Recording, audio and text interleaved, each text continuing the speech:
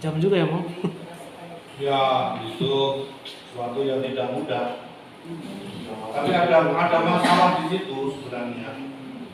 Pahamnya itu kan paham kenajisan itu bisa menghancurkan. Kenajisan itu kalau dipelihara itu bisa menghancurkan, itu ada persoalan di situ sebenarnya.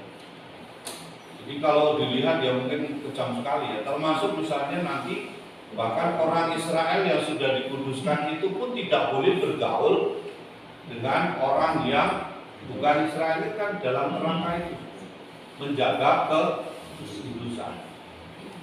Maka kita bisa membayangkan teman-teman kita itu sebenarnya yang masih di tempat lain itu yang mungkin ketika bergaul itu ya kita jangan marah juga kalau misalnya suatu saat teman kita disalami dan tidak mau, karena punya paham-paham yang begitu. Seringkali kan kita itu begitu gampang, wah orang ini masa disalami saja tidak mau gitu kan. Tapi kita harus paham bahwa ada hukum yang kayak gini di dalam masyarakat itu. Dan kalau orang itu tidak mendapatkan pengajaran-pengajaran yang baru, maka pasti orang akan berpegang pada itu, ya kan? Kalau pengertian najis yang sesungguhnya itu apa sih gitu? Pengertiannya. Najis itu bisa terjadi karena macam-macam hal. Nanti kita akan belajar itu. Itu najis itu bisa, misalnya kayak kemarin yang kita pelajari itu misalnya yang kemarin menyentuh mayat itu najis misalnya. Terus kemudian barang-barang itu ada yang dikategorikan, kalau suatu barang orang memegang barang yang sudah kena kenajisan itu kita juga kenajisan. Itu konteksnya sih. Terus yang paling biasa itu kalau di dalam perjanjian lama itu misalnya binatang. Itu paling banyak itu adalah binatang. Nanti binatang misalnya yang hidup di dua alam, ya, binatang yang menjijikkan itu seperti cacing itu, misalnya hal seperti itu. Ada banyak hal yang lalu tidak bisa, misalnya orang binatang yang bertaring, nanti seperti babi misalnya, dan itu kan bertaring. Kemarin di perjumpaan dengan anak-anak Muhammadiyah itu juga ada yang bertanya kepada saya, itu Pak, kalau di tempat kami itu ada hukumnya bahwa babi itu najis, nah misalnya. Benar itu ya, memang saya bilang di tempat kami juga ada di hukum Taurat. Di hukum Taurat itu kita akan ketemu bahwa babi itu memang najis. Tapi di kemudian hari lalu kan dikembangkan bahwa kenajisan itu bukan terletak pada yang masuk ke dalam, tetapi yang keluar dari dalam manusia. Ini kan berbeda. Yesus itu membawa pembaharuan di situ. Tapi kita tidak boleh mempersalahkan orang yang masih punya pandangan seperti itu. Karena memang faktanya misalnya di dalam hukum Taurat itu ada. Maka si Petrus itu masih pegang itu. Karena latar belakangnya Petrus apa? Petrus latar belakangnya adalah orang Yahudi. Sehingga mendekati orang yang najis, nah itu yang sudah kena barang yang najis atau menyentuh sesuatu yang najis, itu berarti najis juga.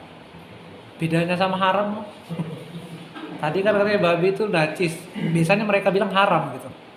Ya sama itu sebenarnya. Sama. Memastikan aja mau.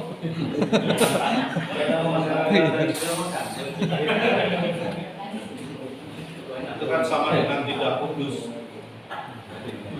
Bahkan sampai melihat bahwa orang yang di luar itu pun kayak kafir itu kan mirip-mirip begitu. Kamu jangan bergaul dengan orang kafir karena kamu akan kena Kekafiran. Nah, pengertian kafir ini apa mau?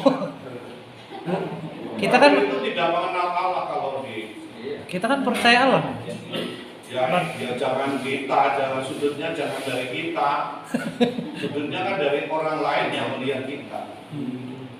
Nggak bisa. Karena mereka pasti punya kriteria. Seperti orang Israel itu dulu nggak boleh bergaul misalnya dengan 7 suku di sekitar bangsa Israel. Apalagi sampai menikah. Maka Esau itu kena masalah karena apa? Dia menikah dengan orang di luar Israel. Misalnya seperti itu. Tapi nanti kita coba lihat Rut. Nah itu. Mengapa Rut itu diterima? Karena Rut itu mau menyembah Allah Israel. Ada persoalan itu. Sehingga Rut yang notabene itu bukan orang Israel dimasukkan dalam silsilahnya Yesus. Itu kalau sakot kan nggak boleh toh. Tapi mengapa Rut itu dimasukkan? Karena dia menjadi orang yang beriman kepada Allah. Karena dia mengatakan kepada mertuanya itu, Allahmu ya Allahku, bangsamu ya bangsaku.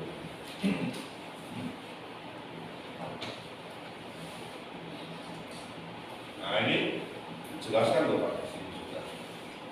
Jadi bila korban itu korban syukur beserta korban syukur dipersembahkan roti bundar yang tidak beragi diolah dengan minyak, roti tipis yang tidak beragi diolesi minyak, roti bundar dengan gandum terbaik diaduk diolah dengan minyak. Persembahan itu adalah bagian dari imam yang mempersembahkan, itu dapat. Maka kalau kita lihat itu ya Daud itu tahu masuk ke bait suci dan mengambil bagian yang kayak gini lah. Pada waktu itu kan dipersalahkan oleh banyak orang, tapi Yesus mengatakan yang lain. Bila korban nasar atau sukarela, nasar itu ya, kaul itu sebenarnya. Sukarela haruslah dimakan pada hari mempersembahkan selebihnya untuk besok.